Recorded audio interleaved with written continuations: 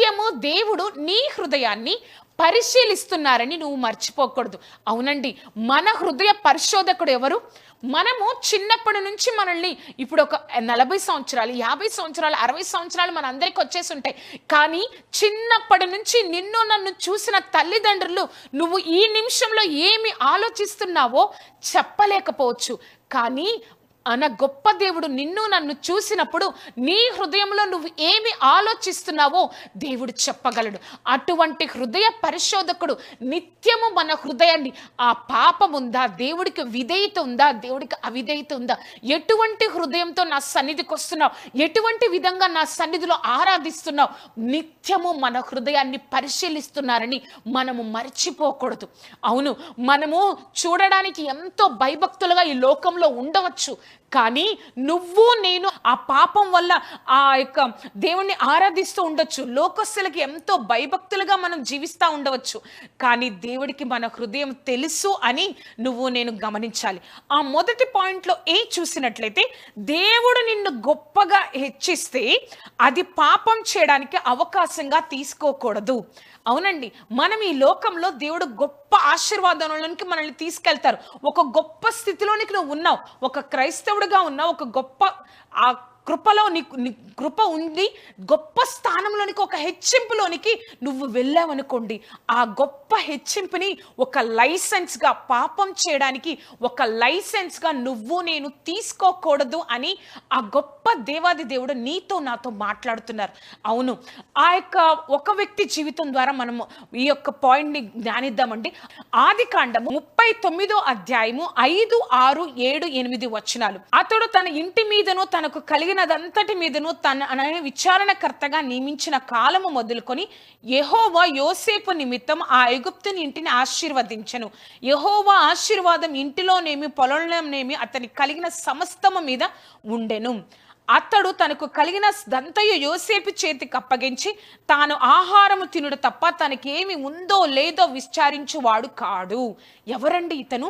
యోసేపు దగ్గర పనిచేస్తున్న పోతీఫర్, ఆ యొక్క ఫరో దగ్గర పనిచేస్తున్న ఉద్యోగస్తుడైన పోతీఫర్ యోసేపుకి ప్రతిదీ అప్పగించేసి తను ఆహారం మాత్రమే తినడం ఉండడం, అంతేకాని తనకి ఏముంది ఏమీ లేదు అవన్నీ చూసే ఆ వ్యక్తి మాత్రం కాదు. ఆ యొక్క యోసేపు అటువంటి స్థానంలో, దేవుడు అంటే ఎవరో తెలియని దేశంలో అటువంటి స్థానంలోనికి దేవుడు యోసేపును తీసుకువెళ్ళారు. ఆ యోసేపును అటువంటి స్థానంలో దేవుడు తీసుకెళ్ళినప్పుడు తన యొక్క పోతీఫర్ భార్య యోసేపుతో పాపం చేయమని అడిగినప్పుడు దాన్ని, ఆ యొక్క హెచ్చింపుని యోసేపు ఒక లైసెన్స్గా, ఒక ఆ యొక్క అది పాపం చేయడానికి ఒక అవకాశంగా తీసుకోలేదండి. నన్ను ప్రతి దాని మీద ఒక అధికారిగా ఉంచారు అని ఒక అవకాశంగా తీసుకోలే. ఆమె యొక్క స్త్రీతో, అతని యొక్క భార్యతో, నిన్ను తప్ప ప్రతి దాని మీద నాకు అధికారం ఉందని యోసేపు చెప్పారు. యవ్వనస్తులకి దేవుడు మాట్లాడుతున్నారు. దేవుడు ఆ యొక్క యోసేపు ఈ పాపం చెయ్యను అనంది వివాహం కాకముందు, వివాహం అయిన తర్వాత కాదు, వివాహం కాకముందు ఎంతగానో పరిశుద్ధమైన జీవితాన్ని జీవించడం కోసం యోసేపు ప్రయాసపడ్డాడు. ఈ రోజు దేవుడు మనతోనే మాట్లాడుతున్నారు. నిన్ను ఎంతగానో ఈ యొక్క సమాజంలో దేవుడు హెచ్చిస్తున్నారా, ఆ హెచ్చింపును నువ్వు నేను ఒక లైసెన్స్గా, ఒక అవకాశంగా తీసుకోకూడదు.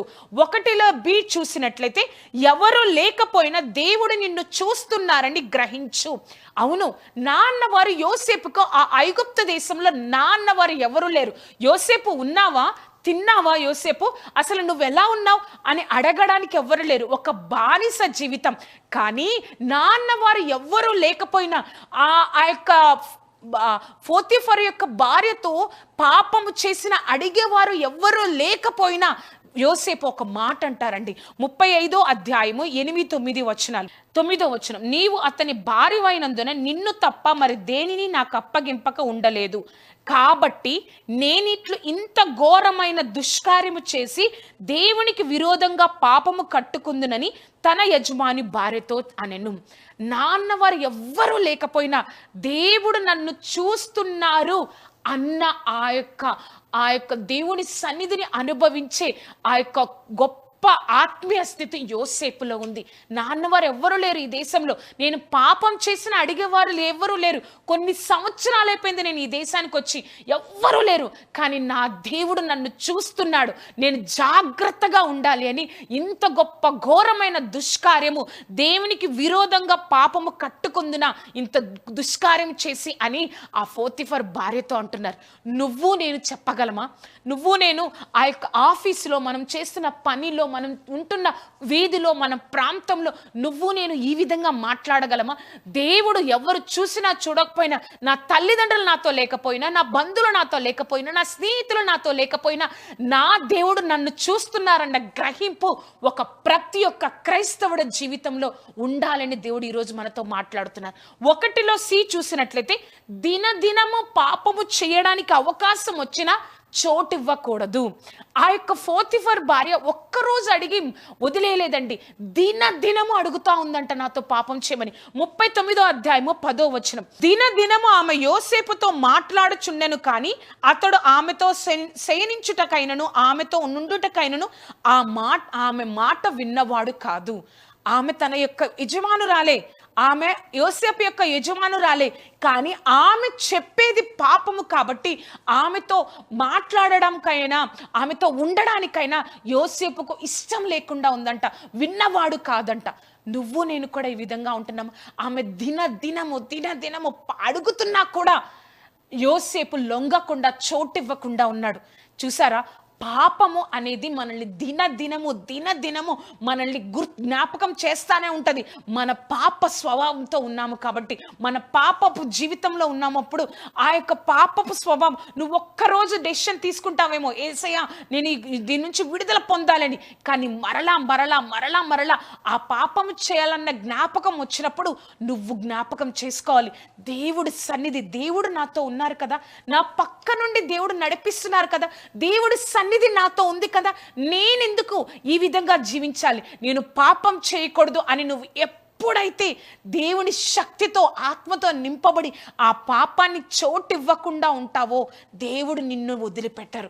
యోసేపును చూడండి, నాన్నవారు ఎవరూ లేరు, ఆ పాపం చేయమని దినదినము ఆ యొక్క రాజు యొక్క భార్య అడుగుతూ ఉన్నా కూడా ఆ పాపానికి చోటివ్వలేదు, దేవుడు అతన్ని వదిలిపెట్టలేదు.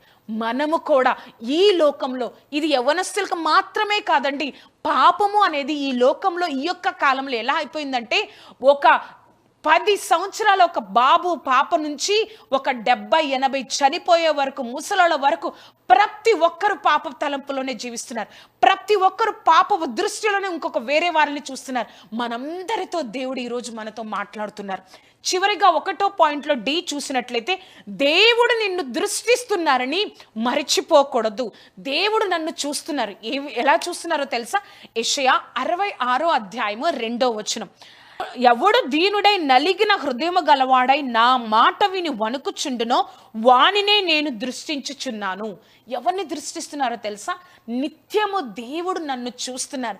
నేను ఎటు చూస్తున్నానో ఆయనకి తెలుసు, నేను ఏమి ఆలోచిస్తున్నానో నేను ఆయనకి తెలుసు, నేను ఎటువంటి తలంపులు కలిగి ఉన్నానని ఆయనకి తెలుసు అని ఎవరైతే దినదినము వణుకుతో, భయము కలిగి ఆ వారిని సరి చేసుకుంటూ పరిశుద్ధంగా జీవించడం కోసం ప్రయత్నిస్తూ ఉంటారో, పరిశుద్ధంగా జీవించడానికి ఆశ కలిగి దానికోసం ప్రయాస పడుతూ ఉంటారో, దేవుడు అటువంటి వారిని దృష్టిస్తున్నాను అని దేవుడు ఈరోజు మనతో మాట్లాడుతున్నారు.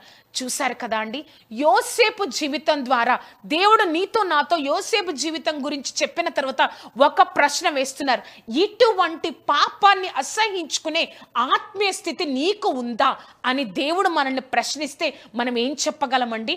అక్కడ నాన్నవారు ఎవరూ లేకపోయినా యోసేపుకు దినదినము ఆ యొక్క పోతీఫర్ భార్య పాపం చేయమని అడిగినా కూడా చోటివ్వకుండా నిలబడ్డాడు. కాబట్టి దేవుని దృష్టి యోసేపు మీద ఉంది. కాబట్టి దేవుడు అంత గొప్పగా యోసేపుని అక్కడ ప్రధాని మంత్రిగా చేశారు. సమస్తమైన దేశాలు యోసేపు ఆ యొక్క కరువులో యోసేపు వైపు చూశాయి అంటే ఎంత గొప్పగా దేవుడు నిలబెట్టారు. ఆ గొప్పతనాన్ని ముందు ఆయన యొక్క పరిశుద్ధ జీవితాన్ని దేవుడు గమనించారు. నువ్వు కూడా ఈ లోకంలో పరిశుద్ధంగా జీవిస్తూ ఉన్నావా? లోకం ఎలా ఉన్నా కూడా నేను జాగ్రత్తగా ఉండాలి, దేవుడు నన్ను చూస్తున్నారని నువ్వు ఎప్పుడైతే పరిశుద్ధంగా జీవిస్తావో దేవుడు నిన్ను విడిచిపెట్టరు. నా అన్నవారు దేవుడంటే ఎవరో తెలియని దేశంలో 80 సంవత్సరాలు యోసేపు ప్రధానమంత్రిగా ఉన్నారంటే అది కేవలం తన యొక్క పరిశుద్ధమైన జీవితం ద్వారా దేవుడు ఇచ్చిన దానం అండి. అది ఆ యొక్క ఆశీర్వాదం అనేది దేవుడు అటువంటి గొప్ప ఆశీర్వాదంలోనికి మనల్ని కూడా పంపించాలనుకుంటున్నారు. ఎక్కడికెళ్ళినా యోసేపు పోతిఫర్ ఇంట్లో ఉన్నా, జైల్లోకి వెళ్ళినా, ఎక్కడికెళ్ళినా తనకి హెచ్చింపు కలిగింది. ఆ హెచ్చింపుని ఒక లైసెన్స్గా, ఒక అవకాశంగా తీసుకొని పాపం చేయలేదు. నాన్నవారు ఎవ్వరు లేకపోయినా, ఎవ్వరు ఉన్నా లేకపోయినా దేవుడు ఉన్నారని, నన్ను చూస్తున్నారని గ్రహింపు కలిగి పాపము చేయకుండా ఉన్నారు. ఇటువంటి ఆత్మీయ స్థితి మనందరికీ ఉండాలి.